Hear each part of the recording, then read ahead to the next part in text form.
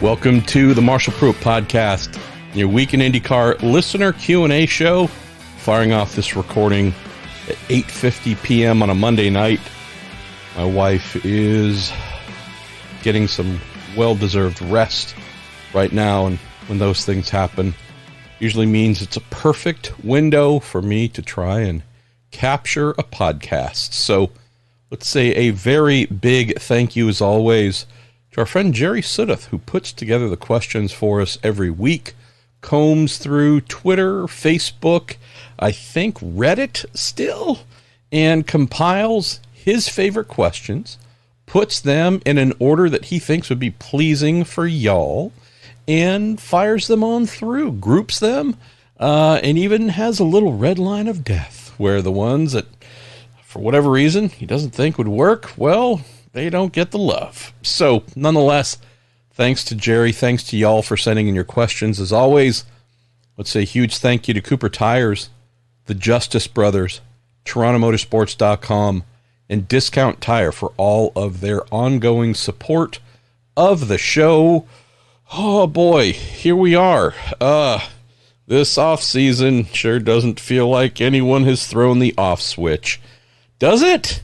Not to me, y'all. So, a little quick note up front. I'm supposed to be taking it a little bit easy this week. Not taking the week off, but just trying to dial back. And, yeah, we're now, at least for the IndyCar off season, 6 weeks, 7 weeks in? And, yeah, it hasn't slowed down. Plus, the IMSA season just ended about 2 weeks ago. And so, yeah, going to try and slow down a wee bit here, but we'll see what else folks have in store for us to keep things going. What else? You know, I'll just mention this, and we're going to rock and roll with your questions. Big thanks to the makers of Dragon's Milk, New Holland Brewing Company. And I say thank you to them not because they've contributed anything to the show other than a fine beer. And I think I bought these like maybe 2 years ago, Dragon's Milk Reserve, and saw it earlier today and said, I need to put that in the fridge.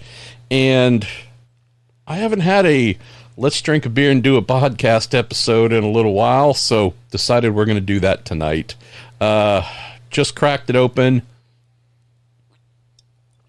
Oh, that is delightful. And the best part, which I will post with a little show graphic, is thanks to our show partners at TorontoMotorsports.com, makers of mighty fine motor racing memorabilia, at Petit Le Mans. They gave me this cool little Pfaff Motorsports beer koozie. And what is it? Is it a little kind of generic foam one you see? No, it is done like a little Canadian sweater.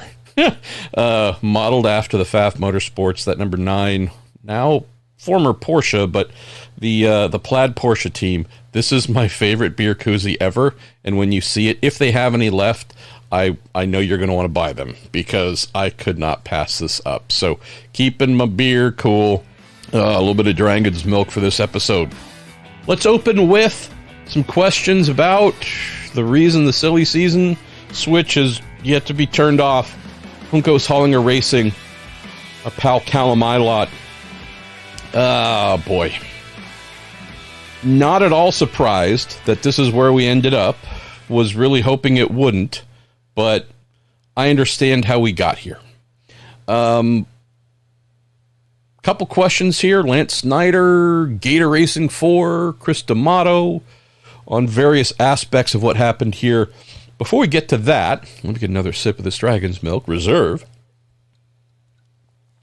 Why don't we answer the main one that isn't being asked right off the top? Who's replacing Callum? That would be Romain Grosjean. I only know Grosjean to be headed to that 77 Chevy. Little interesting factoid. Who shares a manager? Who are the only 2 IndyCar drivers I know of who share a manager that might be following one another in successive order at a team? Well, that'd be Callum Ilott and Romain Grosjean. Only ever heard super good things about their manager. Never met him, but little interesting factoid. Callum Ilott's manager is also Romain Grosjean's manager. Romain is who I'm looking to be in that car. I know I've told you for about 2 months now that I expected Grosjean to be headed near towards or was under serious consideration for something at Juncos. Know that in the racer mailbag, and maybe here as well, admittedly I don't remember, probably said, hey, I expect Romain to be paired with Callum. Expect Romain to replace Agustin Canapino, because the team was saying, hey, we don't have a budget for him, can't find a budget for him, really struggling. And the belief was, while they couldn't find a budget for Agustin, and they certainly would need a budget in order to run Grosjean being a much higher profile driver internationally, be easier to find the money to run him. Okay, well, they ended up finding the money to continue running Agustin somewhat recently and announced he's staying. Fantastic. Well, that mean the doors closed for Grosjean? It didn't. I still need to do a bit of digging on this item here. Not done by any means. So that means it could be inaccurate. But I've heard a thing or two. Leads me to believe the concept of Grosjean replacing Ilott might not have been something that was just drummed up here in the last week or two. Might have been something that had a bit of a longer runway. Wait until things get confirmed, see if and what the team will say, but Grosjean going to Juncos Hollinger Racing has been the thing that I have been very firm on and of the belief that that was going to happen. Thought it was in Canapino 78 car. It's not the case. Okay. Started looking like there could be a possibility for him to still go to the team, that being in the 77 car. And here we are with a very cheery thank you, gosh and golly, and kitty cats and rainbows and ice cream type comments in the press release from Callum, from Ricardo Juncos. I don't remember if Brad Hollinger had any quotes, but regardless, all the quotes were gosh and golly and gee and best wishes and thanks and fantastic. By the tone of all the quotes, you would think everything was fantastic. Obviously not the case. Mentioned in last week's Racer Mailbag, there's something up. Nobody is talking, but if they're going to part ways, they better do it now, because if you wait any longer, there's zero chance of Ilott being able to pick up a ride somewhere. So a question or two into where he might go, so we'll save that here. But who do I expect to be in the car? Romain Grosjean. If it's someone else, it will come as a total shock and surprise, and I don't know who that other driver is. I'm aware of numerous drivers that the team looked at, was interested in, or has contacted them, but in terms of there being one clearly defined candidate, I have only known that to be, in whichever seat was open at Juncos Hollinger Racing, for that to be Romain Grosjean. So there's that. Now let's get to Lance Snyder's opening question, our Minister of Mirth. He says, please put into words, phrases, and sentences what happened with Callum Ilott and Juncos. This is a many-tiered item, Lance, and I don't want to go on for too long here because we do have rest of a show to do, but this is going to take up the first little bit with the couple of questions on the topic. So, Ricardo hires Callum towards the end of the 2021 season. They do 3 races together with a bit of a pickup team, right? I say that because it really did remind me of like a pickup basketball game or whatever, where you go, all right, these are the folks we can assemble, not necessarily the best for the job, but this is what we got. And they went out and did some races, learned a little bit, were terrible, but at least they got a feel for one another. Made some improvements, hired some better folks to surround some of the good folks they already had, came back in 2022, full season, single car. Callum learns IndyCar, learns ovals, learns the chassis and the tire and the engine and all that stuff, the tracks. I had what I thought was a very good year. Looking up his stats, of the 17 races, he finished between 8th place and 15th in almost half of them, 8 out of the 17. I don't know if I really put that together back then, and just looking at it right now was like, that is surprisingly good for someone with so much to learn. Now, again, a driver of his caliber, Formula 2 race winner over and over again, runner-up in the championship there, Ferrari Formula 1 test driver. Again, these are the things where you go, well, clearly this guy is pretty dang special. All true, all accurate. Just throwing it out there, though, that actually I should say he finished 8th to 15th in half of the races proper, because I forgot he didn't do the Detroit race. I think hurt his hand, hurt a finger, whatever it was. But yeah, so I know finishing between 8th and 15th isn't exactly a crazy big deal. But for a team that's brand new coming back to IndyCar, was never particularly good beforehand, first full season, rookie driver, rookie to everything, they finished 20th in the standings. And again, that might not sound like much, but I thought there was something really impressive going on there. Wait till they come back for year 2 kind of deal. And indeed, they had a really strong second year together while expanding to 2 cars. Why am I explaining all of that in the what happened between Canapino, between Juncos, between Hollinger, between Ilott? Just need a little bit of context to understand that as a one-car team, they were really good for all the caveats we should throw in there. Coming back year 2, he's now the unquestioned team leader, super legendary teammate in Argentina, but a rookie to open wheel and all these things here. Callum improves to 16th in the championship, 1 spot behind Graham Rahal, 1 ahead of David Malukas, and this team is still very small, very new, and running a 2-car operation all of a sudden. So for him to have a pair of 5th place finishes, and for him to be especially good on the ovals, where he was pretty terrible as a rookie. I mean, this to me was a really big year for Callum. Driver growth, driver development. No matter where we went, you knew that he had the potential of doing very well. But there were a couple of bombs that went off during the year. So most of you probably know the social media stuff, right?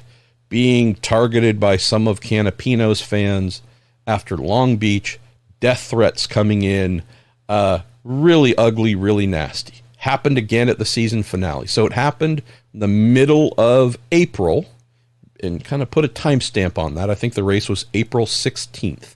Long Beach comes back to the transporter, finds his phone is blowing up, and he, his mom, his girlfriend, his dog, pet goldfish, everyone's being ripped to shreds on social media by Canapino, whatever number of Canapino's fans. Callum blamed broadcaster. Don't know if he was specific to the Argentinian audience or just South American audience. Again, don't know exactly, but I know Callum called this person out on Twitter at least.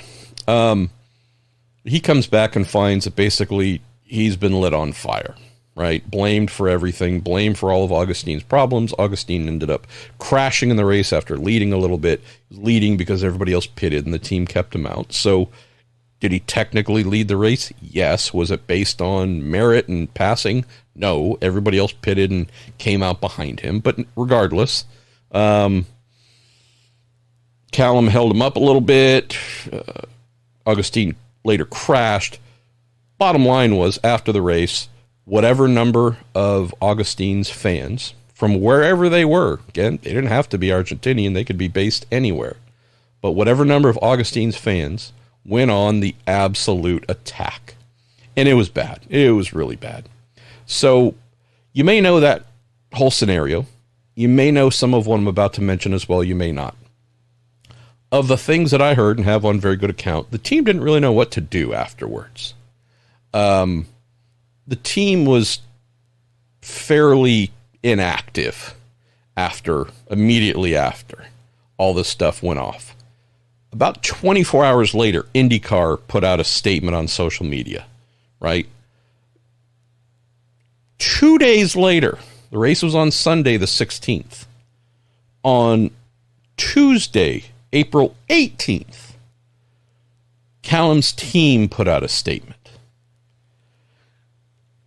If we're looking to make, whether it's your driver, your engineer, your truck driver, your PR rep, I don't care who it is.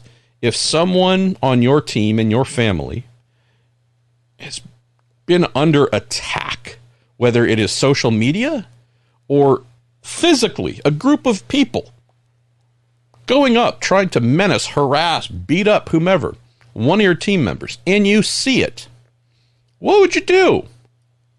Would you, 2 days later, say, oh, hey, don't do that? Or do you rush to that person's defense, support? I think the pretty obvious answer is you rush in. If this is truly your brother, your sister, your whomever, if this is part of your team, part of your tribe, you go and fight for them. Fight people off. Protect the person. Whatever it is. That didn't happen. So, left to be roasted, torched, and threatened. Himself, his family, and not from random sources. Your teammates, fans, whomever they were, whatever percentage, could have been 0.1% of his. Again, I don't know. We don't know the exact numbers. We just know that the attacks came in response to what happened and or didn't happen on track between Callum and Augustine. There were no efforts by the team to try and extinguish that fire, support him in any kind of swift or meaningful way. We know this. It's been chronicled. I don't know if I'm revealing anything new, but I did hear that right after, the team was like, I don't know, what do you want us to do? And it's like, you want me to provide you with answers on how to behave and support me? What? This is supposed to be like natural reaction. If you have those feelings, if you see a person, a thing, or whatever, as being worthy of that kind of reaction.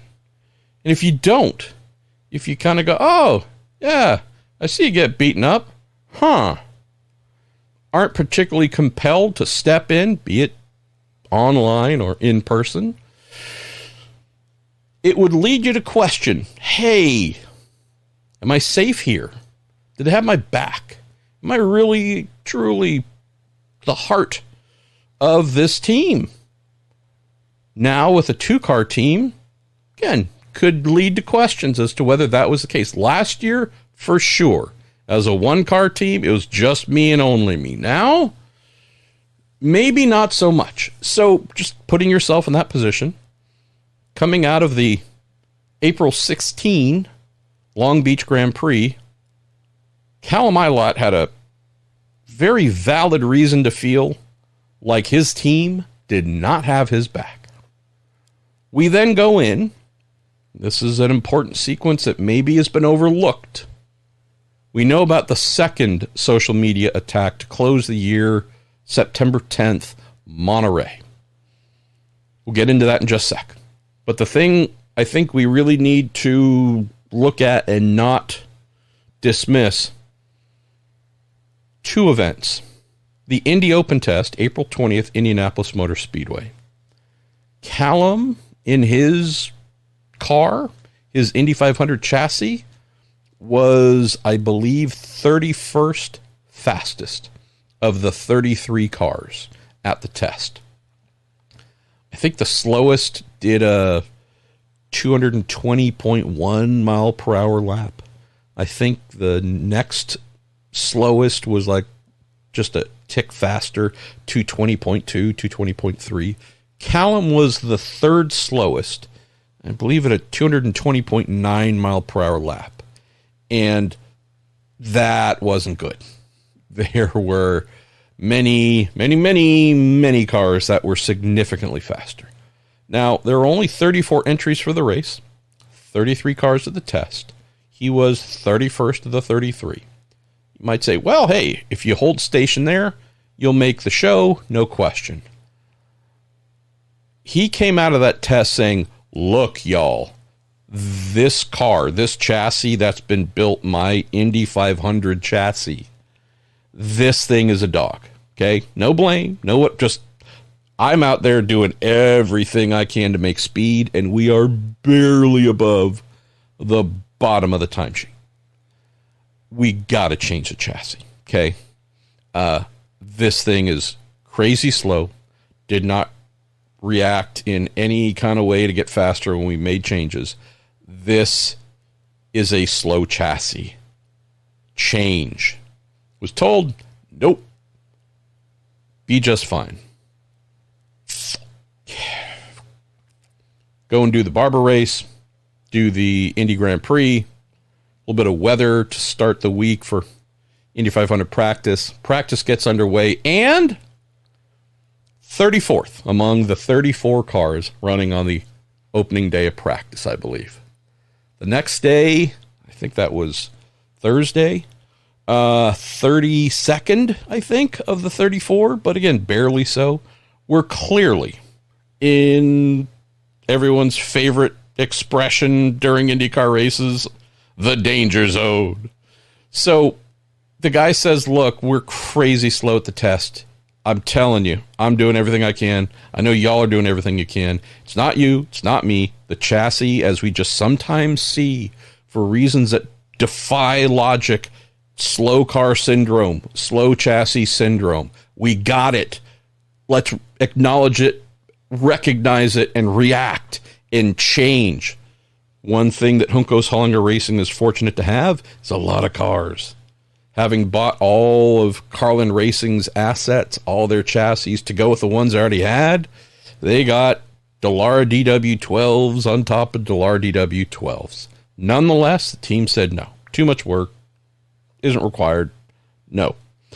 They get into the event, and indeed, everything Ilott had said, it's true. It's real. And then starts a devolving of the relationship. Hey, holy crap, we're now just a couple days away from qualifying, and this thing is as slow as I said.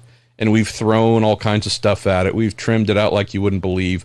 I'm taking bigger, because I'm talking to him, and Ricardo as well, throughout the week. Callum saying I'm throwing everything I can at it. I'm taking risks like you. I mean, I am white-knuckling things, and, you know, the car's tracking strange down the straight, and, like, just the behavior is off, okay?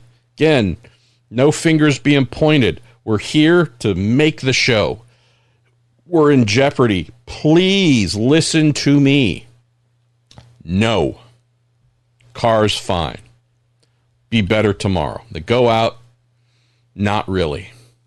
And again, I think on the Thursday, so the day before Fast Friday, when everyone gets the boost, extra boost, and does all their tuning and prep for qualifying over the weekend, they go out and try whatever they try. They did, I think, 7 laps on Friday, early ish. No, again, I apologize, but might have been late. Whatever it was something where you go, oh boy, what are we doing here? Pleaded after the first day, change. No. Pleaded after the second day, change. No. Friday, they went out and did 7 laps or something like that. Car bog slow again. Finally, was there a willful and happy decision to make a change? There was not. Now, I don't have the exact account of what took place. I've heard everything from the wild, crazy, like, no way that actually happened, end to, meh, it was more of just little flappy gums. I've heard from enough folks that there was something more in the middle of frustrations were running super high on Callum's part, and he got into an argument with Ricardo Juncos. Exactly what was said, I can't tell you. Wasn't standing there. But I've heard multiple accounts that everything from put someone else in the car, going to replace you with someone else in the car, I'm not going to drive the car, we're going to park the car. All these things were thrown back and forth. Whether it was the driver saying, I refuse to drive if you don't change the chassis, or the team owner saying, to heck with you, I'm going to put someone else in. It's not the car, it's you. I feel confident in saying there was a heated exchange between the two of them. The heart of the problem was this, and not with the chassis, but with what was going on. So here we are, 5 days or whatever it is after this big explosion at Long Beach, where the team just doesn't support its driver in any reasonable way. Days later, they show up at Indianapolis for the big one and only open test prior to the Indy 500. The car is as slow as can be. The driver is hitting the panic button saying, we have to change. The team is saying no, and not, no, it's a definitive no. They get into the event. It's just as bad as it was during the test. Just as the things have gone as wrong as the driver said they would. Asking, please, again, make the change. No. Ask again. No. Get into Friday, and it's desperation mode. And he wasn't believed. So we go from not being supported in any reasonable way the middle of April to here we are now, the middle-ish of May. Already had a very bad open test. Requests were resoundingly denied. And now all of a sudden we have a guy who is saying, look, the car, the car, the car. And his team just simply isn't believing him. No. Without saying it, whether it was a belief it was him not driving it correctly or just him being overly dramatic, don't know. But there was a belief that you don't believe him. Not making the change. Finally, it took some sort of unpleasant, shouty exchange between driver and team owner to where a decision was finally made to prepare a spare chassis. They make that change. They miss basically all of Friday, roll out Saturday for the first time. They split the qualifying groups into 2 practice sessions. I think Callum ended up running next to last in his, but again, this is very first time out in the car and on high boost and all these things. He goes out, right, on Saturday where they locked in the top 28 cars, right? I think something like that. 28, 20, whatever it was, 28 or 29 cars. And no, I think it was the top 30. I apologize. They lock in the top 30. The 3 slowest or the 4 slowest would carry over to Sunday in the last chance qualifying session, and 1 driver would be bumped. What does Callum and the 77 crew do? In this car they barely know, in terms of time on track and getting the setup right and all these things, qualifies 28th. Vindication. Immediate vindication. You didn't believe me. Okay? Refused to make the change. Okay? Had to get into an ugly argument to make that happen. And now, here I am, here we are, 28th, locked into the race. Well worth the struggle and anguish and all those things. Augustine, to his great credit, qualified 27th. Granted, he'd been in the same car the whole time, but nonetheless, both Juncos Hollinger racing cars are in the field. He ends up starting 28th, charges to 12th, has an amazing race day, super impressive, finished 9th at Texas, right? And follows that up with a big charge through the field, nearly from the back of the field. I mean, pretty dang close to the back of the field, all the way to 12th. It was an amazing drive. And not only did Callum put in an amazing performance, everybody on his car, from strategy to engineering to changing the tires to fueling the thing, you name it, they all did an amazing job. Also, again, vindicated this. I don't know why they didn't believe him. I don't know why they just chose to ignore and ignore and ignore. Turns out he was right. And I can tell you, I've worked with many drivers throughout my years, back when I was a mechanic, engineer, team manager, whatever. And there are some where you go, okay, yeah, oh, that's what the car's doing. Sure. You don't necessarily listen to what they say or take it too much weight, because that driver might not be very good. Good enough to drive an IndyCar or Indy Lights, NXT, whatever it might be, Indy Pro 2000. But, again, you know who you're dealing with. This guy, pedigree-wise, impeccable.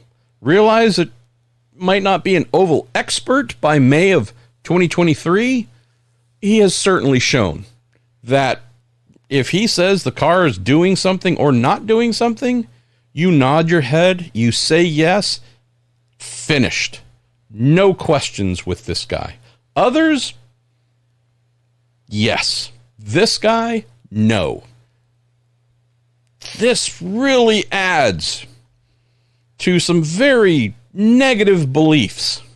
If you really felt like you were left out in the breeze to get torched in April, told no, car is fine over and over and over again, have to fight because you know they're wrong, you're proven correct, but you're still coming away with a strong conviction that you aren't believed.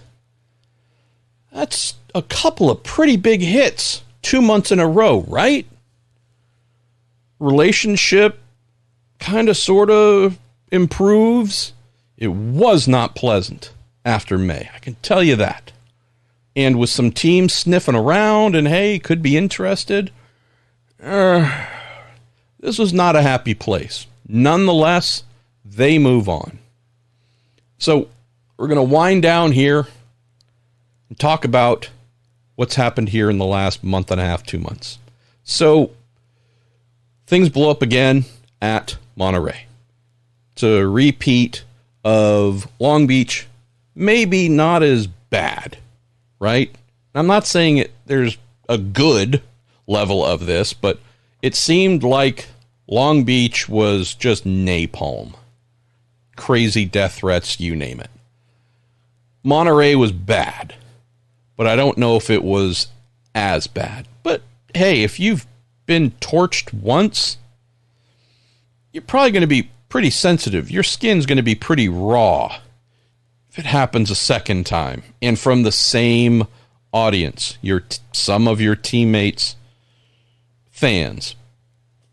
And where we thought the team was a little slow and disinterested in stepping in April, oh boy, we really did not have any urgency at all. Made Long Beach look like it was a 2-second pit stop in terms of speed and urgency. Monterey, boy, there's no one home. Put something out, whatever, more than 24 hours later, it's really super lukewarm, and it was very clear. This was well, we better put something out, not oh my goodness, we're concerned about Callum, concerned about his mental well-being, concerned about whatever things that we should. None of that was received from the team's handling of this. You start to hear after the race, hey, boy, was this like, hey, let's all stand around and talk and figure out what happened and get on the same page? No. If anything, I heard it was super frosty. Well, that's not good. You probably wouldn't want that to be how things get handled. And then you hear about Ricardo and Augustine leaving for Argentina almost right away. And then you start hearing about, wow, it sounds like Callum's team owner is kind of sort of torching him at home in the domestic racing media in Argentina. Huh. Wow. We're going hardcore. So I rang Ricardo somewhere week or two after Monterey and said, dude, what is going on? Seeing that Callum's being blamed for this and that and the other. I've watched the in-car footage. I can't find the thing where he does anything wrong, but I've heard he was given team orders not to pass and this and that and the other. And like, I don't know what's true and what isn't true. So did an interview.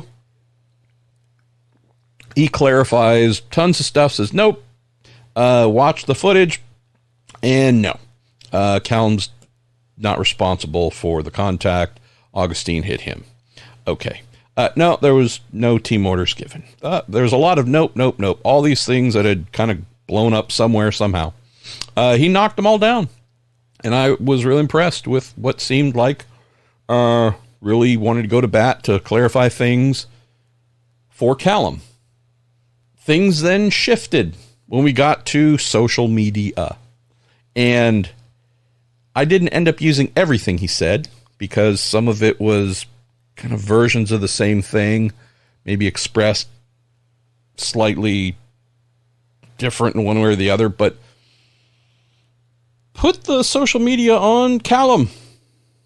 Not for making Augustine's followers, however many of them, go after him, but basically, hey, you can choose not to pay attention to social media. There's a lot of crazy stuff out there, and, you know, if you choose to engage, well, that's on you.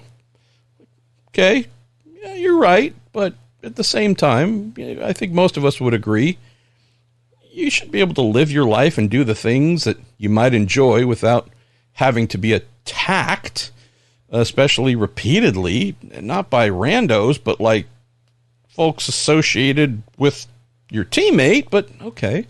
Or things really took a strong veering turn. So on the subject of what was being said to Callum in Spanish, right? Don't know if there were many, if any, English or non-Spanish, non-English attacks directed at Callum or his family at Long Beach or Monterey. But I know that at least speaking for his home country and folks in Argentina, Ricardo said flatly, plainly, boldly, reading this totally the wrong way. Show me the threats. Where are the actual death threats? I'm going to kill you. He's misinterpreting all this. We're very passionate people. We do this all the time, right? Whether it's a soccer/football game, whether it's whatever, this kind of aggro, aggressive, angry, attacking type stuff on social media. I realize I'm speaking in generalisms, but he was speaking in generalisms as well. But basically painted a scenario where he said, this type of stuff being fired at Callum, which y'all are receiving up there as like the end of the world, and oh my God, and death threats and bullying, and this is all terrible, and right, no, end of the world. This is kind of normal. This is how we get down. We don't take any of this seriously, right? Nor should he. And so, frankly, it's his, I don't know if he said the word fault, but it was implied. It's his fault for taking it this way, because that's not how it's meant. Not how it's intended. And I don't know if the term gaslighting fits here perfectly, I'm struggling to think of another colloquialism that fits better. But there was a pretty heavy element of the reality you perceive as wrong. It's not right. And if you would stop perceiving it the way you perceive it and perceive it my way, everything would be fine. That was a little rich. That was a little bold. And you know, he might be 100% correct. Every single attacking, threatening type thing that was sent to Callum may have, by those who sent them, been non-serious. Hey, I'm going to kill you, you son of a bee, and whatever. And maybe the person sending that to Callum sends 20 of those a day across whatever sports they're watching or entertainment or whatever. Who knows? Maybe that's what the reality is for those sending those things to Callum. As I tried to impart to Ricky in the call, I can't speak to any of that. I don't know those people. I know their hearts. I know their intentions. You're speaking for them. So, okay. I mean, again, you would obviously have a better feel for your home country and folks' behavior than I would. But I can't underscore enough how within IndyCar, here in the States, this kind of thing, it is not received in a, hey, you know, I'm going to kill you. I'm going to kill you too. And you hug and drink a beer and what, like, it's not that. And so what might be blown off and run of the mill for you, and maybe those who you are saying that's how they would be saying these things, saying threatening things, but again, no real ill intent behind it and quickly forgotten. This is not being quickly forgotten. This isn't how we get down in IndyCar. It's not a thing for us. And so this is new, and it's not comfortable, and it's not being laughed off. And he seemed to understand that.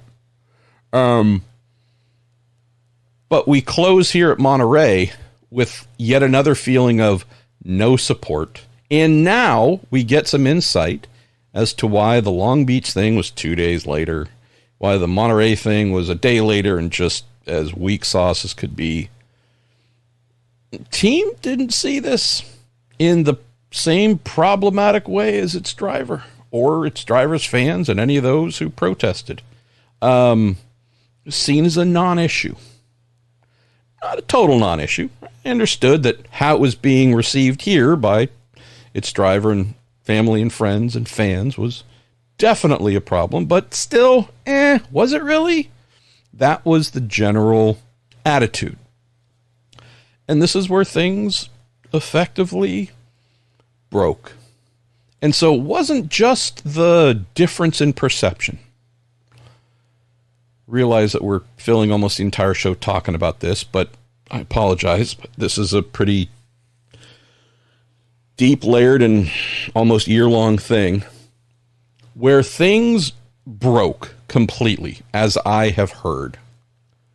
And maybe this would fall into some sort of behavioral, I don't know what, again, gaslighting is the word that comes to mind, but the thing that I've heard most recently is really for this relationship to continue,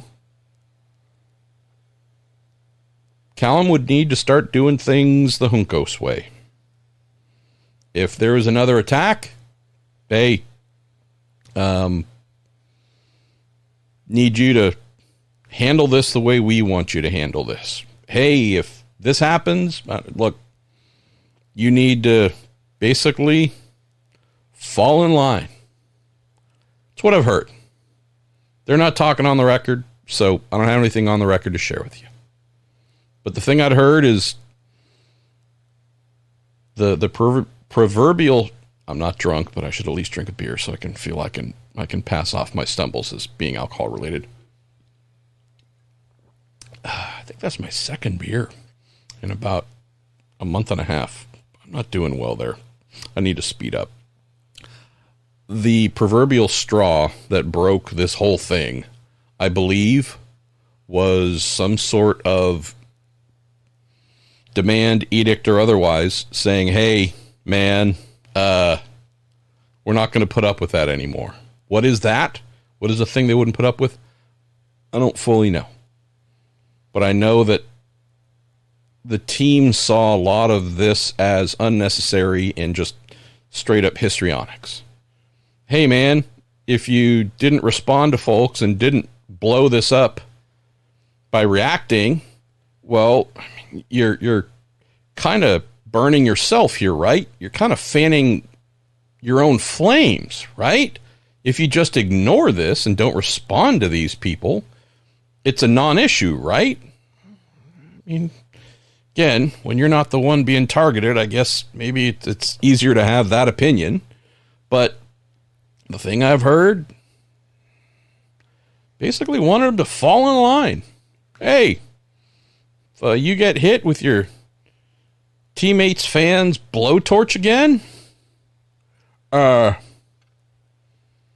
take it. Come to us. We'll tell you how we want you to react.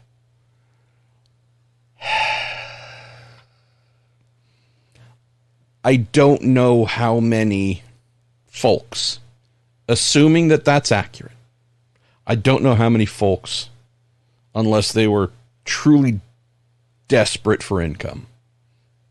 You know, many of us are. So I'm not saying that like I'm not. But when you're someone as talented as an Ilott, who, I don't know if we'll get to the where might he be driving next year in a moment, but this guy has the kind of skills and reputation to where he can go race in multiple championships. Don't know if it'll be IndyCar next year, but IMSA, WEC, SRO, the guy's going to find work. He'll be paid. No matter whether it's top dollar for F1 or IndyCar level potential, he'll be able to earn an income driving something for someone that far surpasses what any of us make per year. So whether it's his first choice or fifth choice of something to drive, he'll be okay. Knowing that, would you expect someone who's not absolutely desperate for a job to take that? To kind of bend the knee, lower your head, submit. It's what it sounded like to me was being asked of him. And if that's accurate, having gone through all that he went through, it feels like that's a bit too much. So, how did we end up where we ended up? This really does make me sad. This, I think, was a number of folks' favorite little team. Little team that could. Little underdog team. With the little spindly, smiley, somewhat dark cloud British guy. And Canapino, who no one even expected to do anything. And Ricardo and his amazing story. And, right, I hate the fact that it feels like this really cool, amazing thing we had to root for is dead. And for the dumbest of reasons. Instead of just supporting a guy, or anybody, in this case, a guy. Instead of supporting a guy when he's being beaten up. And then just trusting him, believing in him when he says, hey, there's a problem. Effectively forcing the guy to have to fight for things to be done correctly and then to be proven right. And you go, why did you make us go through all this? But now you've even further undermined my confidence in y'all. Y'all look at me as some sort of crazy guy you can't trust and who you won't back up in a fight. And then there's another, quote, fight to close the year. And it's not just a case of no support. It's a case of looking around going, where is everybody? And then the team basically says, if this is accurate, you're at fault. You need to stop being the problem. Anything like this happens again, you come to us first. I don't know if that's any element of Stockholm Syndrome or if it's trying to create a Stockholm Syndrome type scenario. Just none of it sounds healthy. So the final thing I'll add here, and again, I apologize because I thought I was going to get through this quickly, but sometimes telling a long story takes a while. This is not the hallmark of a team with the chemistry and the holding each other accountable code that delivers true success. It's really as simple as that. Does that mean they can never be successful? Absolutely not. This was handled terribly by the team over and over and over again. Also, because there's almost never a truly one-sided divorce, Callum wasn't always delightful to deal with. I've heard the word entitled used in reference to him. Difficult at times. Ungrateful is another word that I've heard used. So, am I saying he was just a bundle of perfection and interpersonal magic all year long, and it's all on the Juncos team or Ricardo? And no, absolutely not. The major things that led to this fracturing and the failure in the relationship, I am confident in saying the team bears the vast majority of the responsibility. I hope the team learns from this, conducts itself and behaves in a very different manner going forward. If we go with Romain Grosjean as Callum's replacement, what is Romain coming from? It's coming from 2 years with a very good team where the relationship ended in a very unhappy manner because interpersonal matters, attitudes, problems that were allowed to grow and fester, get to the point to where relationship could not be salvaged, wasn't desired to be salvaged.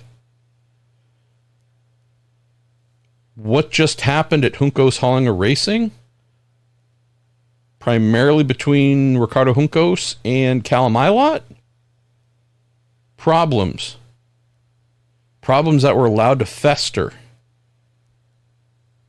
came to a point where there was nothing left to salvage in the relationship. So we're going from one guy, came in with great promise, delivered a number of really good results, the best driver the team's ever had, also gave them the best Indy 500 finish they've ever had, and things were not run properly. Behaviors were allowed to go unchecked or be improper, whether it's on the team, the driver, or whatever. This failure didn't happen because of one thing on one day. It was many instances, and no one was willing to step in and say, for our collective sake, yours and mine, we've got to get this fixed and back on track. and we might not see eye to eye, but we have to find common ground. They did not. There was no attempt to find real, true common ground. As I understand it, it was a pretty one-sided affair. Our way or the highway. His expected replacement, someone coming out of a relationship that was just as fractured, who knows, maybe even more. And this is going to solve problems? For all we know, they're going to cancel each other out. And we're going to have the happiest, most harmonious number 77 Chevy program ever. That's going to run in the top 10 all year long, defy everything to IndyCar's great delight, and just blow our minds. But this just, at least right now, sounds a bit like, aren't we going into the exact same scenario that you just decided had to stop? Oh, boy.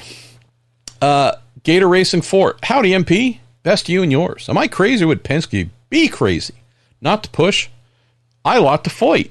Kid seems like a great future-proofing option for whenever power hangs it up. Yes, for sure. The question here is, where would he go at Foyt, knowing that Foyt needs money for both entries?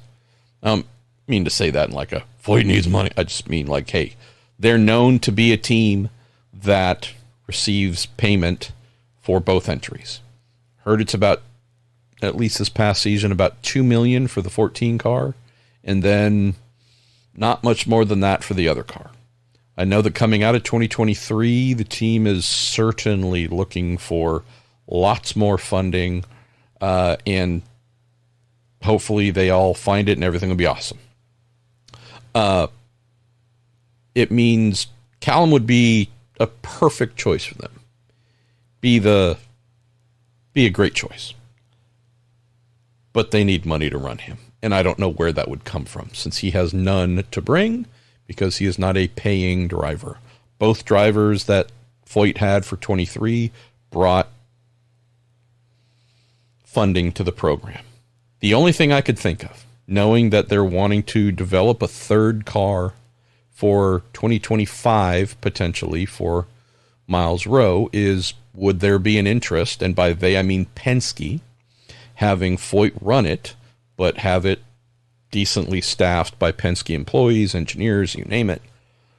Would, in preparation for 2025, Foyt want to get out for X number of races with that third car to try and develop and tune it up a little bit? Have it ready if indeed Miles Rowe is ready to go after one season of Indy NXT. If that would be a yes, I'd think Ilott would be the perfect choice for Penske to put on retainer. Also, hey, if we're going to go test here or there, great. You're in. Need you to race once, twice, however many, you're in. I love the idea. It would just take someone at Penske to share your thoughts here, believe in them, and put money in action behind. Chris D'Amato, MP, continued well wishes for you and your wife, Chabrel. So much for it being a slow news week. Say, reading between the lines, this Callum and Juncos split was a we'd rather pay you out than try to make it work. I think if you look at, well, okay, you say this doesn't seem like much of a surprise given Ricardo's comments when on Spanish-speaking TV shows. Were you at all surprised by this? Also, where do you think Callum ends up? The super rosy gosh and golly nature of the quotes definitely fits the shut up and we'll pay you. We've seen this happen multiple times in recent years, whether it is a Hinch, whether it's a Bourdais, whether it's a whomever. The shut up, you get your money. We've even had this happen a couple times this season with non-drivers, of folks employed by bigger teams. Those teams having pretty decent gardening leave, non-compete clauses in those contracts. And hey, okay, well, you want to leave, then you can leave. You're going to have to sit on the sidelines if you want to collect a paycheck. And as I've heard from some of those folks, those paychecks are pretty darn good. So you know what you do? You chill. That's at least how I interpreted the quotes, Chris, of, okay, I'm going to say everything positive and make sure that the paychecks keep getting paid. Surprised? No. As I wrote last week, I think the news went out last Thursday.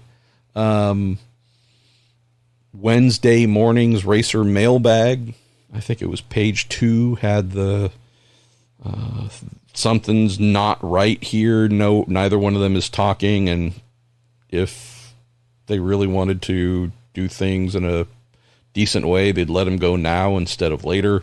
The following day, the announcement went out about that. I can also tell you that while the Racer Mailbag goes up crack of dawn Wednesday mornings, half of it is written by Friday night. The other half is written by Monday afternoon. So I don't remember when I wrote that for that one, but I would not have written that and written it in that way 2 to 5 days prior had I not kind of sort of known that's where it was heading. I don't say that in any like, oh, I knew it. I say it like it was that evident that's where it was going. So no, not a surprise. Saddened, but not a surprise. And I did not know that that's where it was headed, say, 2 weeks ago or 3 weeks ago. But I definitely got an inkling whenever a week and a half ago or so that, oh, yeah, there's something ain't good here, and I don't see how we walk this back from the ledge. As for where do I think he ends up, which I believe closes the Ilott Juncos loop, mentioned Foyt with the last question here. The only team that I think he has a better than single-digit % chance of driving for, because the Foyt one just seems like a real stretch. It makes total sense, but again, there'd have to be a lot of things made to happen. The only one I can think of is Coyne. I've heard Coyne might have an interest in him. The part that tempers my thoughts on this, one thing. I'm aware of at least 3 drivers with significant budgets to offer. Callum not being a money guy would mean Dale would have to come out of pocket to run him. How much? I don't know. Not sure how many co-entrants he might have. Would that be in the Rick Ware Racing side? We know that they've lost the HMD Motorsports funding, right? But don't know, right? If it's the Rick Ware Racing side, I don't pretend to know what the financial split is between RWR and Dale Coyne Racing, but in theory, that might be the one and only way I could see him having a decent chance of being on the grid. The other drivers that I know of with significant budgets to offer, only one of them I would rate as being very good. Nowhere in Callum's league, though. So in terms of the drivers I am aware of that are on Dale's radar and or have very likely reached out and inquired. Some of them may have budgets that are like, hey, wow, hard to ignore. Others might have smaller budgets. There's one or two where you go, hey, that's a pretty darn good driver. Like an Andretti might want to have that driver a couple years from now, or maybe someone else. None of those drivers, though, are, I would say, as good as Callum. And most of all, not a single one is as turnkey ready to go, right?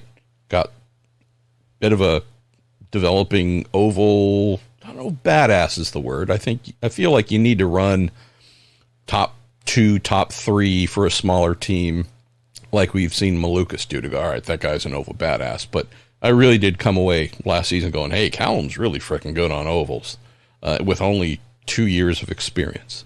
We know he's road and streets are his true specialty. Coyne just hired Mitch Davis as team manager. He's excellent. And they're holding on to the excellent Terry Brown, who's kind of starting to slow down, semi-retirement. But still, if they can build, because they lost a lot of talented people in recent years, bringing Mitch in, folks like working for Mitch. Mitch knows everybody. I have a feeling we're going to hear about some more good people heading to Coyne. I think they're going to start to build up the depth and their timing stands a bit more, on pit lane a little bit more. If all those things happen, I think Dale's looking at 2024 with the new hybrid motors coming in, seeing that as maybe a little bit of a potential for being an equalizer. If I'm having to pretend to be Dale and I have the willingness to put some money in,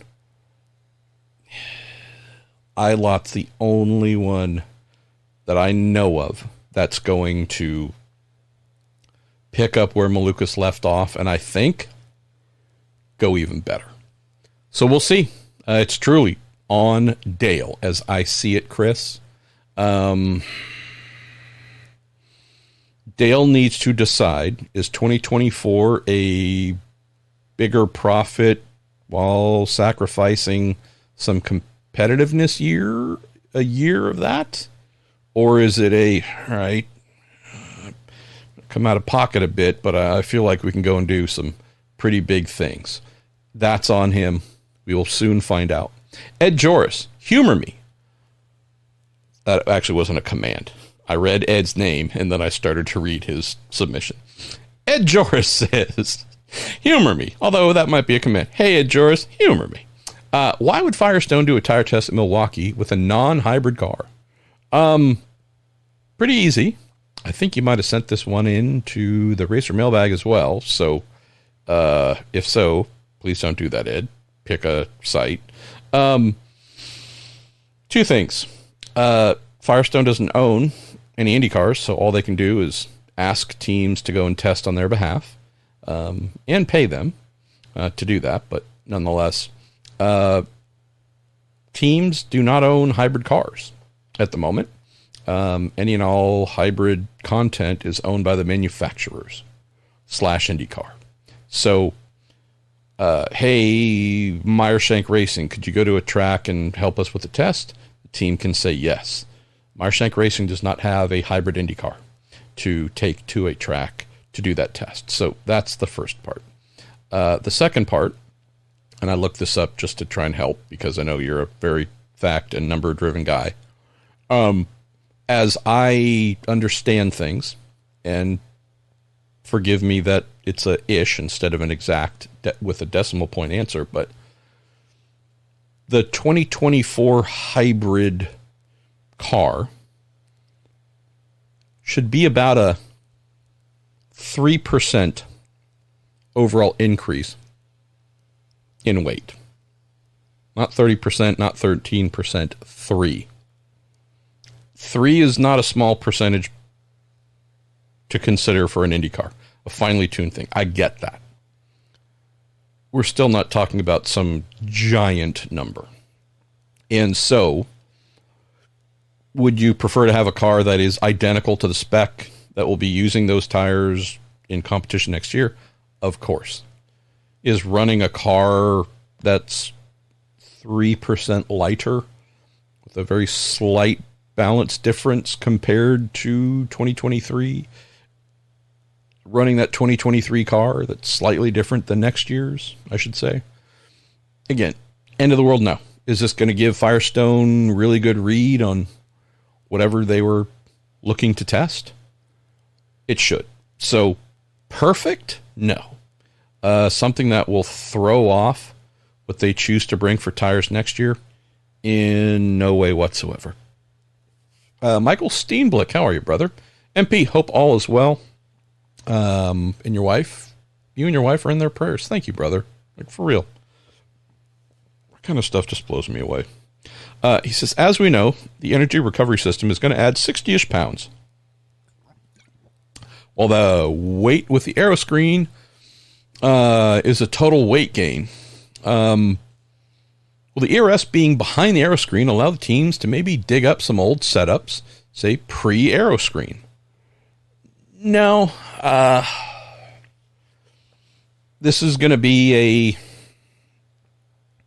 enough of a difference setup-wise that they're going to have to come up with some new content. Why is that? Well, see where we end up on brakes. Could there be a change in brake sizing? Yes. That change the speed and of which tires are heated or not heated. Beyond just the difference in mass, right? So we know that we're adding overall about 60 pounds. Got it. The weight of the motor generator unit and the supercapacitor pack that sits on top of it, that is the weight. The Aeroscreen, that's actually coming down, right? So we also have the transmission case from X-Track. That is changing from aluminum to magnesium. The bell housing, that's the piece where the covers up the clutch and the MGU and supercapacitor. It's basically that metal bridge that bolts to the back of the engine, that the transmission bolts to on the back end of that, connects everything together. That's changing from aluminum to magnesium. So just from a dynamic standpoint, you have a decent chunk of weight being placed right behind the motor where it did not live beforehand. With the lightened bell housing, the lightened transmission case, and the lightened Aeroscreen, you bring that overall weight gain down to about 60 pounds. You've also changed the weight, where that weight is located. So transmission case still has weight. It is lighter. The parts that stick out behind the rear axle, lighter. Modify the car's pendulum effect, if you want to call it that. There's enough things here, and I'm not sure what other changes might be in store with the car.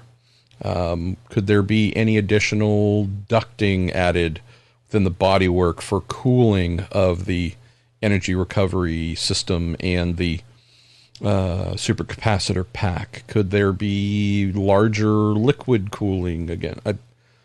I'm eager to understand final upgrade kit that each team will need to buy and what exactly is on that list. Again, we know the MGU and the little part that holds on to the juice and sends it away with a super cap, and know of a lot of the things, but I don't know if I know about everything.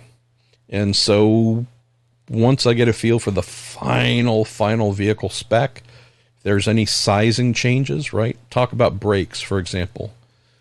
Slightly more overall mass, right? So will the front brakes be fine? Will those need to get a little bit bigger? Will the rears need to be downsized at all, right? Well, now that we have this MGU, which is helping to decelerate the car when it's engaged, well, now all of a sudden, this energy harvesting device is actually contributing to the braking of the vehicle. Do we need the same big old rear brakes on road and street courses? Or again, I don't know.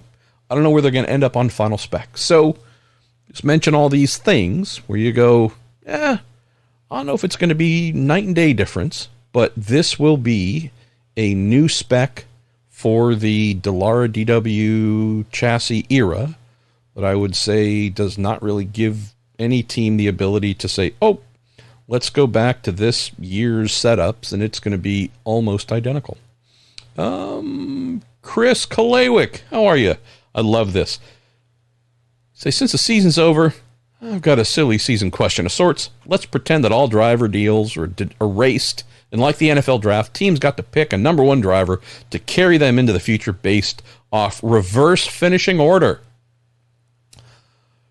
Would a team like Foyt and ECR go for a Dixon or Power who could revolutionize their long-term mechanical processes? Would a Dale Coyne reunite with Palou and go for wins? Let me know your thoughts. I love this question, and I love it because I have actually indeed had thoughts like this. Not as in-depth as yours, but more of a, hey, if drivers coming out of the USF championships or Indy NXT were in a draft, should they be in a draft? I think they should. But I don't necessarily like the reverse. Like, look, if you as an individual can become a champion, knowing that unlike a football team with 53 players or whatever, like I realize that a racing team has many people, but you know, we do look to the kind of mono and womano, and non-binary-o, non-binary-o to settle the score of who's best and who's not. But I do like the idea of teams having to pick from a draft and associate themselves with, say, the top 20 drivers overall across whichever junior open wheel categories. Don't know if that would work, but I mean, if we had to go reverse order, yeah, for sure, the bottom teams. You know, the funny thing is here, Chris, even though we'd look at a Dixon or a Power, or even a Newgarden, right? Newgarden's still young, but he's a vet.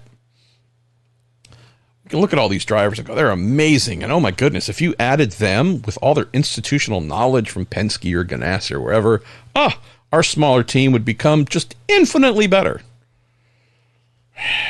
And yet most of those smaller teams are still going to go for the shiny new object. I don't necessarily mean like a rookie coming out of NXT, but like, hey, you mentioned Palou, someone like a Palou, a Kirkwood, Lundgaard, or whomever. That's probably going to be where they end up. But I would have to hope. Granted, you'd have to feel, right, for a Dixon or a Power. Spent their whole careers more or less at or near the top.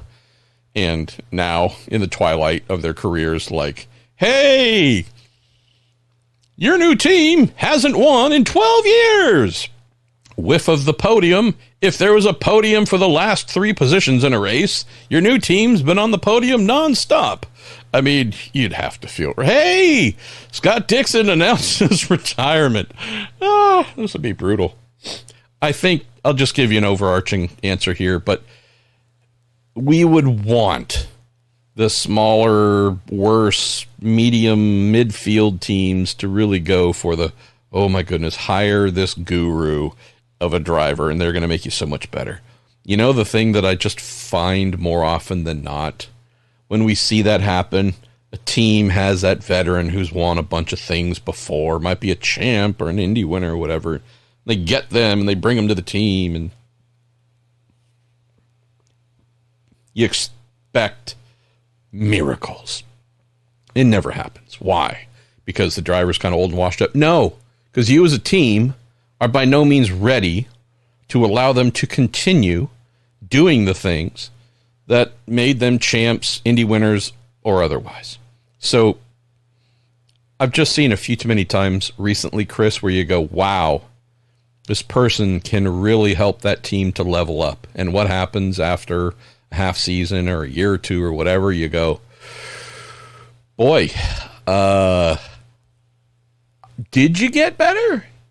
Maybe you learned some things, but you just either weren't ready to capitalize on this asset that you had, maybe too entrenched in your ways and just found like, you know what, we don't want to change. Like, there's multiple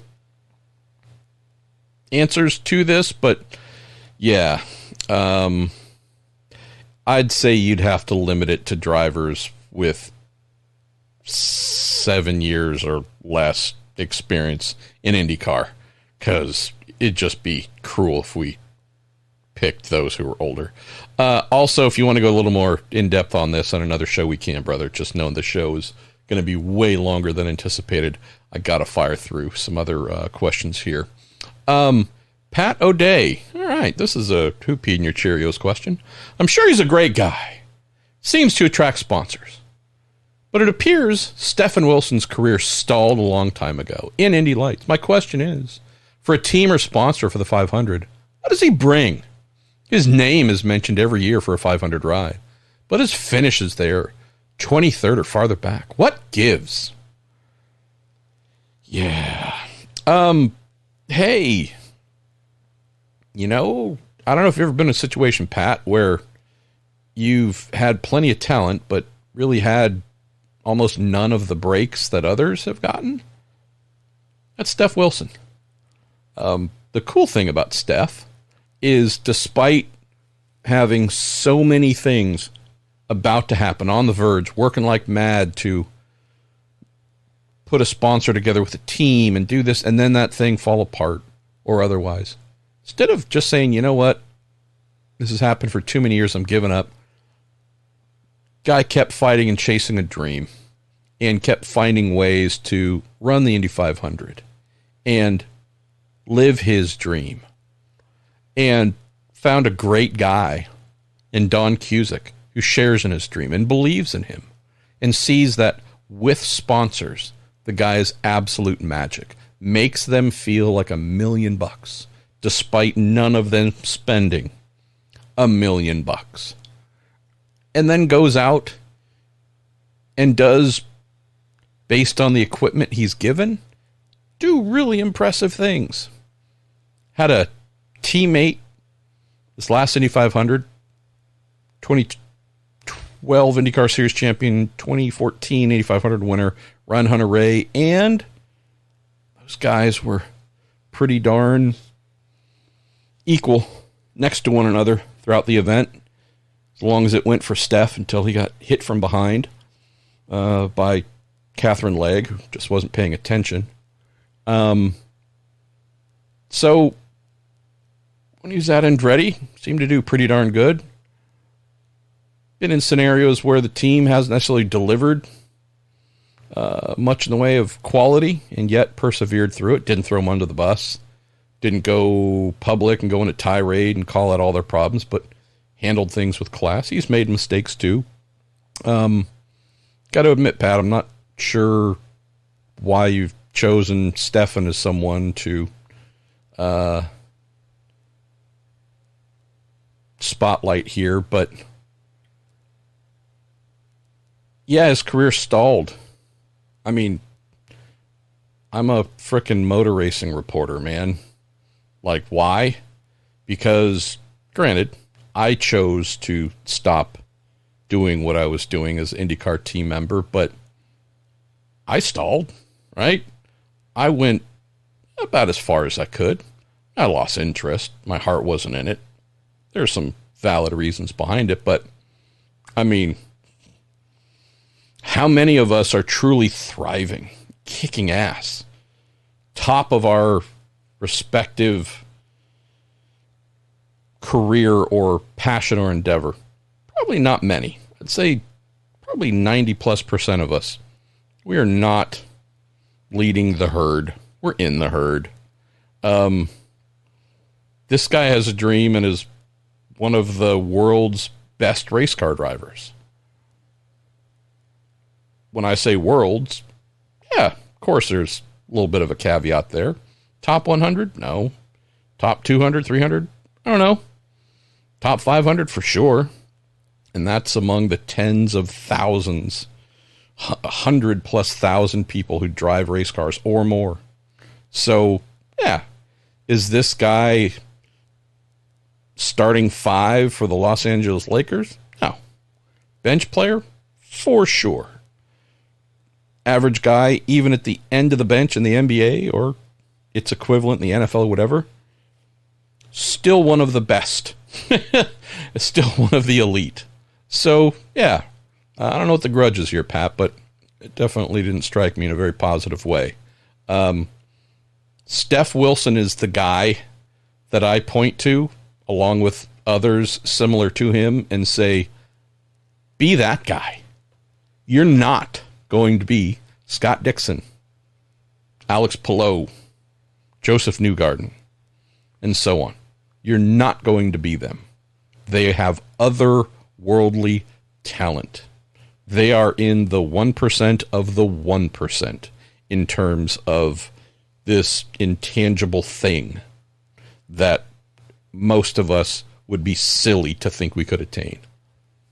Steph Wilson, immense natural talent, insane work ethic, delightful personality, a spirit that cannot be crushed. And what does the guy do?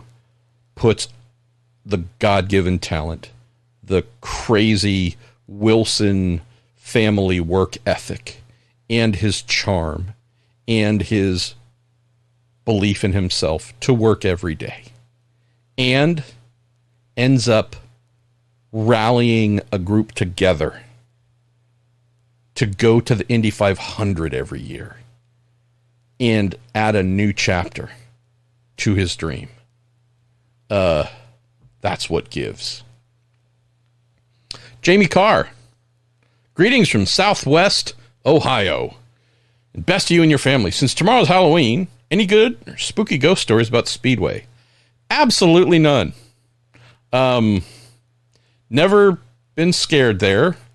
Never in a spooky way. I got nothing. And I apologize. But yeah, I got nothing, man. My experiences at the Speedway, even the bad ones or sad ones, nothing ghostly about them. Casey Kirkstra, see, with all the technical alliances being formed, is this going to put teams without them on the back foot? For instance, ERC, I think that's Ed Racing Carpenter, among my favorite teams. Coin and RLL are not attached to any of the big teams. You say without these alliances, will they continue to fall further behind? No.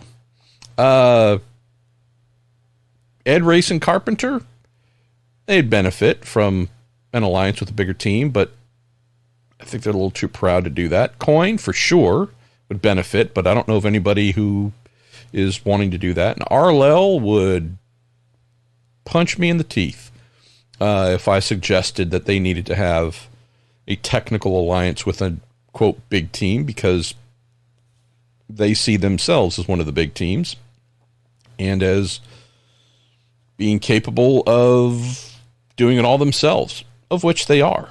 So, yeah, RLL is the only one that really doesn't fit this example, but Foyt has one. Meyershank Racing has one. They're the only ones. We saw the benefit between Andretti Technologies and Meyershank Racing when they were a single car team with Jack Harvey. Very competitive.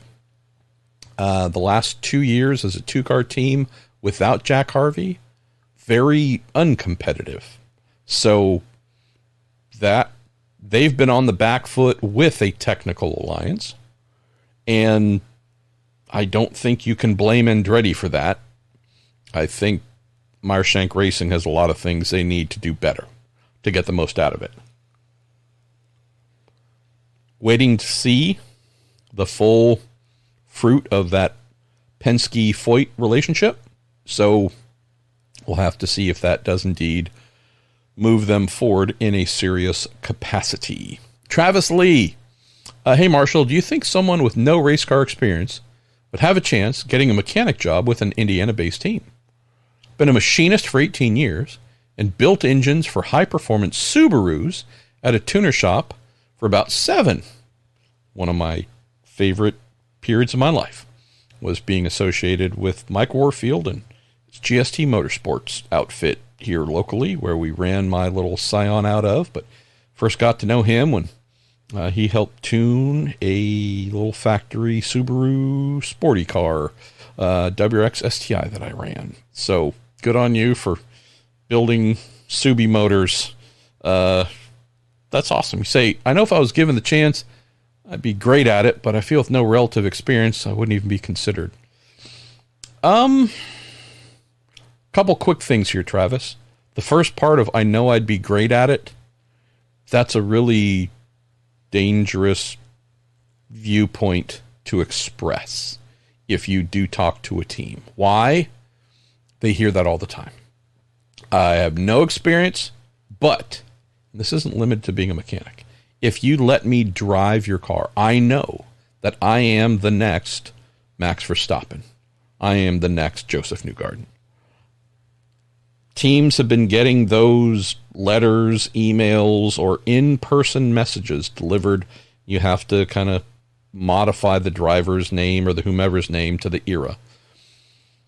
Teams have been getting these kinds of things for as long as racing has existed. Yeah, see? Give me a chance, see?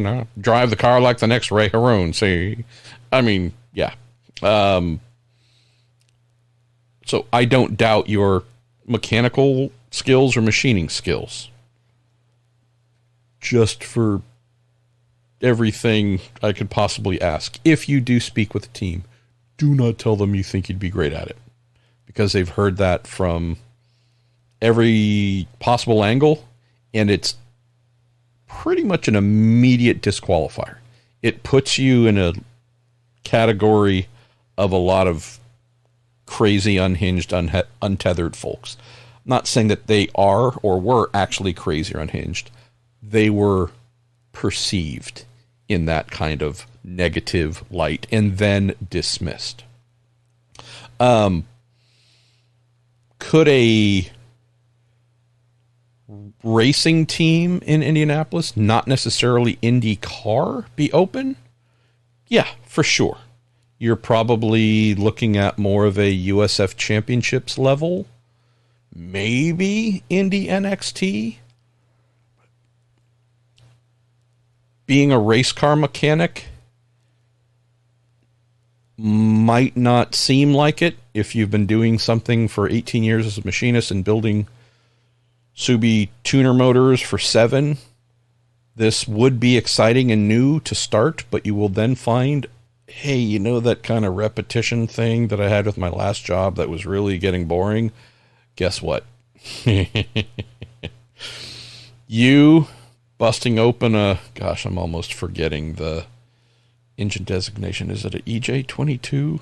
Anyways, I forget. But you building Subaru motors, probably way more involved and ultimately interesting than yanking the front suspension off of a Tatus USF Championships car or similar.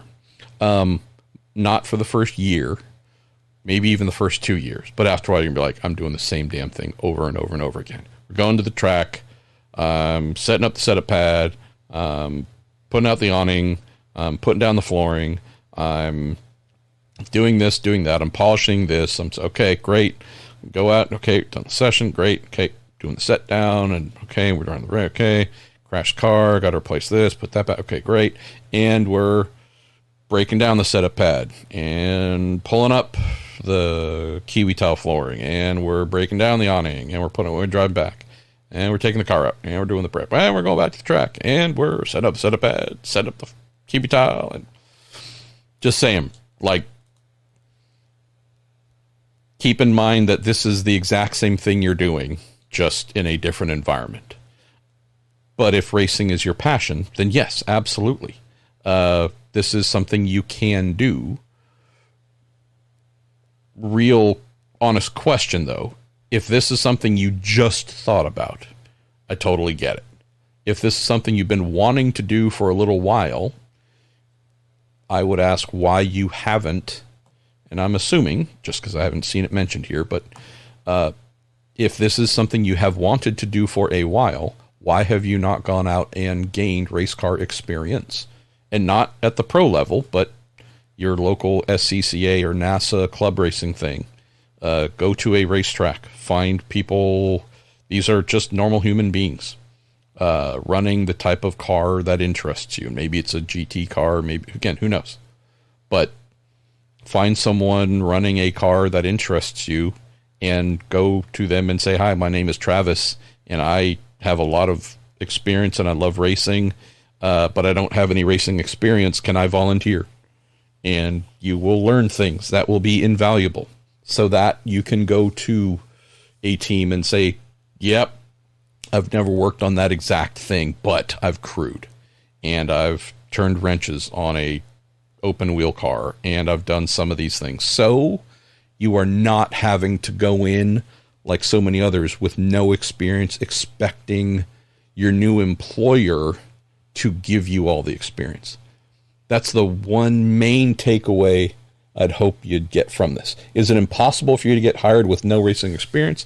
It's not impossible. Just odds are very slim. And if you were hired, it'd probably be with a somewhat terrible team who'll kind of take anybody and is in the habit of just taking, hey, was getting my new tires, snow tires, put on my truck at the local whatever discount tire. And I thought the kid doing it was really sharp, so I offered him a job, and they're going to come make whatever amount, not much, working for my team that's not great, but it's a thrill for them until they realize that, boy, this team is not great. Be the person who goes and gets some experience, even if it's just club racing and even if it's just volunteer. For this main thing, how many jobs do you know of where folks will say, yes, I'll hire you with no experience? Like, legitimately, that's like McDonald's. And I'm not saying working at McDonald's is a bad thing, but that is an entry-level thing. For someone with 18 years of experience on the machining side, like, you're not 18 years old, fresh out of high school, taking an entry-level McDonald's job. So do not position yourself like someone to be treated like they're a kid, showing up, applying at McDonald's to gain their first ever work experience with no experience. Be the one who puts in that time and can at least say, yep, I have worked on a Formula V, a Formula Ford 2000, whatever it might be, Formula Enterprise, Formula whatever. Go do that and improve your odds. Hey, this is going to be a longer episode, y'all. Newsflash. See, we're talking. See, MPSC others are asking about Ilott, so listen to your response to those questions. But here's mine. Is this week's art available anywhere? T-shirts, pins, stickers. Bravo to the artist. I decided randomly to use one of the show graphics from last year, which is of it's a Star Wars inspired tune that our guy Roger Warwick did. Yeah, I think I have some stickers. And on the list of things I have to do, I have probably 10 or 15 different show stickers, be it Week in IndyCar, Week in Sports Cars, who knows what, that I just need to take little photos of and make post and make available on my little merch page or something. So yes, it is, Andy. I apologize. I suck. I should have done this last year, and I will do my best to get it done by the end of the week and let folks know.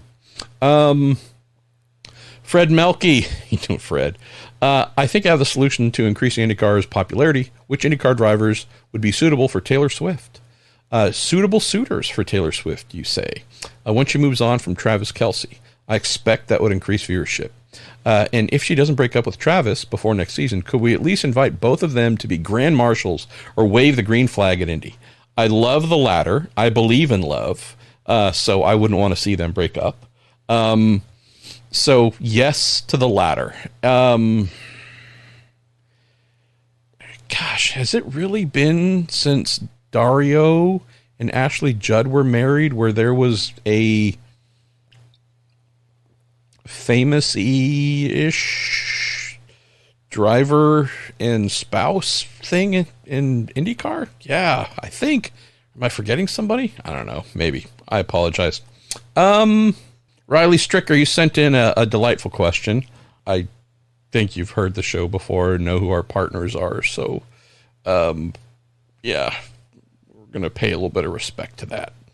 Brett Keys, you say, MP, has Indy NXT ever considered requiring like one pit stop during a race, even if it was just for tires? So I understand it would add costs, but it could help prepare drivers and crew for IndyCar. Add a layer of strategy. I don't know if they've ever considered it, just because I've never asked, but I do wonder how much longer NXT will go forward without pit stops, because if you are saying you are doing all you can within your means to train drivers for IndyCar, and you know that in Formula 2 or Super Formula, pit stop, even if it's just for tires, would be something that likely to happen. And in many instances, we have younger drivers doing more sports car racing where pit stops are happening. Have to learn to hit their marks and follow instructions from the crew chief and hold and then go and do all kinds of stuff. Hold the brakes, right? Position the steering wheel correctly. Although it hasn't been a thing in Indy Lights before, Indy NXT since Penske Entertainment bought things, I don't know if you need to really do much more than add a slight cost per weekend and nitrogen bottles and air hoses, and would come up with a quote spec air gun that is very inexpensive, right?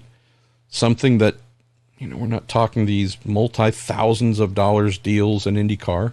This to me is not about speed of pit stops, but true driver and crew training as well. You could set the pit lane speed limit at some insanely low number. I don't care, 20 miles an hour. I mean, make sure that this is crazy safe. But, you know, look, if you're going to say that you're doing your best to train, and you know that in other similar junior open wheel categories throughout the world that pit stop practice is, or pit stop training is happening during the races, it's not something you want to leave just hanging over the plate as something you don't offer.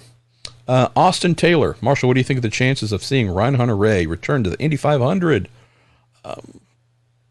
Haven't checked in with the big guy in a little while, but I would hope after what was, I think, a pretty positive Indy 500 on debut with Brian Reinbold Racing, I think that would be a place, possibly. We know that Arrow McLaren has its fourth entry already taken. They're not doing 5. Not aware of Andretti expanding to some even greater number to accommodate someone, an extra seat beyond Marco. Ray Hall Edelman Lanigan Racing strikes me as a place where if they run a fourth car, they might consider him. Granted, knowing how poorly they did last year, I don't know if inviting the weight of running an extra car instead of just focusing on the 3 you got is the way I'd go. So you can run through the list. Foyt probably going to run a third car, and Coyne might run a third, but yeah. The answer, I would think, really centers on, is there a seat that Ryan is interested in having? And if there is, he'll be back. And if not, if he feels like, I can go drive my heart out and 15th is my best realistic chance, he might pass. At More Than Ovals. What up, MP? What is or are the reasons IndyCar doesn't race Mexico? Say Pato was mobbed at the Mexico City GP this past weekend. Well, couple of quick reasons. No one that I know of within Mexico is trying to get IndyCar there to go racing. On the flip side, not aware of anyone at IndyCar really going nuts to try and make a Mexico race happen. Maybe the other part here, which we can't ignore, Pato being mobbed the GP is amazing. Been mobbed before. So keep in mind that free-range Formula One drivers kind of doesn't happen. So although Pato's not a F1 driver, he is a well-known driver and free to kind of walk around and be in and among folks more often than the F1 drivers would be. So the fact that he's out and about and being recognized and loved, it's all kind of as expected. But here's the thing I would say, and maybe this isn't what the desired answer is. Sergio Perez, most famous Mexican race car driver in the world, races in Formula One, is a huge draw at the Mexican Grand Prix, as we know. Hey, we're going to have an IndyCar race there. Okay, who's going to be there? Pato O'Ward. Well, that's awesome. Pato's also loved. Pato's also known, and I'm just kind of making this up, but out of 100 Mexican racing fans, I would assume all 100 know Checo. I don't know what the number is for Pato, but it doesn't feel like it'd be 100. And that's, again, no disrespect, just Checo races on a global stage. Big name, been around for a long time. Pato, IndyCar's most popular driver. Been around for a little while, but not necessarily international stage. To my knowledge, has never raced at home at a major event to then be celebrated in that kind of way. So, hey, IndyCar announces it's going to race in Mexico, or Mexico, the Hermanos Rodriguez circuit. Be amazing. I mean, I feel like we'd be lucky if we had 25% of the crowd. Just because outside of Pato, Elio, I think he's somewhat known globally, somewhat, but we start running out of, and he's not full-time, heck, he's a one race a year guy now. I just don't know, brother, if there's the real possibility of attracting anything like an audience where you go, hey, wow. This feels like the Mexican Grand Prix Part 2 in terms of response and audience size. I think we'd have to be at a smaller circuit, fewer grandstands for it to be filled, but I have no question Pato would be mobbed and loved, and it would only help his popularity shoot even higher.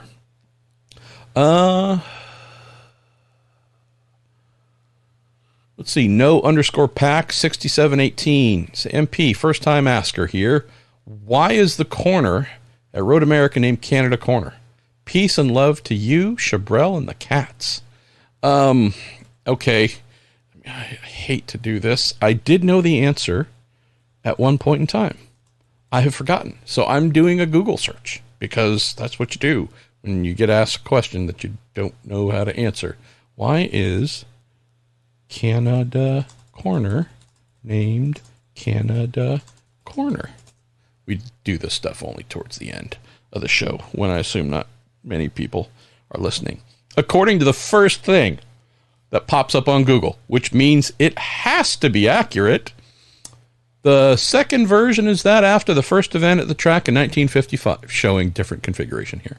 Cleanup crews found huge amounts of empty cans of Canadian beer and lots of empty Canadian cigarette packs. For whatever reason, Corner 12 will always be known as Canada Corner. So, there's a couple of answers here. And I think, I'm just looking, someone says here from 2019, Road America changes Canada Corner to Make America Great Again Corner in response to tariff dispute with Canada. And this is from a Ren List forum post. So that means it has got to be accurate. It's hilarious. Hey, we'll just go with the first one. And if that's not it, well, darn it, Internet, you've let us down with something that was not 100% truthy. I'm just scrolling through the rest of the questions here. It's either Ilott questions or Taylor Swift questions. Y'all are hilarious.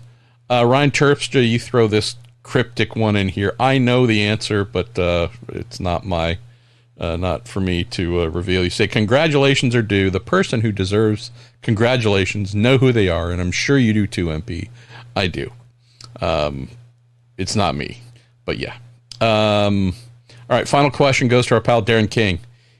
Says, hey, fellow December 7th birthday kid, please tell me why we still qualify on road and street courses differently than ovals. It's nothing but trouble. Drivers always come off the track saying, well, we would have done good if it weren't for so-and-so getting in their way. The solution to road and street course qualifying to me is evident. Do it like we do single car in the ovals. Well, I mean, I hear you, but I don't necessarily hear you, Darren. I am one of those folks who finds it endlessly amusing that since we never have the full field of 24, 27, 28 cars on track at the same time during road and street course qualifying, at most, it's half. 12 to 14 cars. What's the shortest track we go to? I think and I'm talking road and streets, obviously, 1.9-ish miles, 1.8, 1.9, but they're all, 2-ish, 2.2, even more. How do you, when there's just 12 to 14 of you on a track that is, let's just call it on average, 10,000 feet long? How do you end up on top of each other all the time? Oh, this guy, I was just starting my run, and good old Charlie and good old Fred, boy, they screwed me. They were slowing down. Or you go, on average, there's 10,000 feet of track. These cars are what? 20 feet long, whatever it is, right? 15, 20 feet long. Come on, man. Do the math. Divide. You go, you should have like a solar system of space to yourself. All it takes, a little bit of communication with your team. Looking at what they call the March of Ants, the track map, with the corresponding transponder of all the cars, the little dots marching around the track to go, hey, that's our dot, and oh, there's a bunch of dots in front of us. Well, if there are no dots immediately behind us, why don't you back off a tiny bit? Hey, and give yourself a gap. And not just like a tiny gap, but like a good gap. So if the ones in front of you monkey around a little bit, you still got a gap. I don't know, Darren. So, because this happens, still will happen half the races next year, at least. And people will be pissed off and, oh, that guy over here screwed me and he tried to this and that. In IndyCar, I need you to give him a penalty for obstruction and blocking and blah, blah, blah. Like, it's just hilarious to me. And why would you want to take humor away from motor racing, Darren King? This is the thing I ask you as a fellow Sagittarian, Pearl Harbor Day, day that lives in infamy, birthday brother. Why would you take humor away from IndyCar? Because it needs it sometimes. It needs it right now. So the fact that, despite having on average 10,000 feet plus of track, and these dozen-ish cars, drivers, still not figuring out how to carve out their,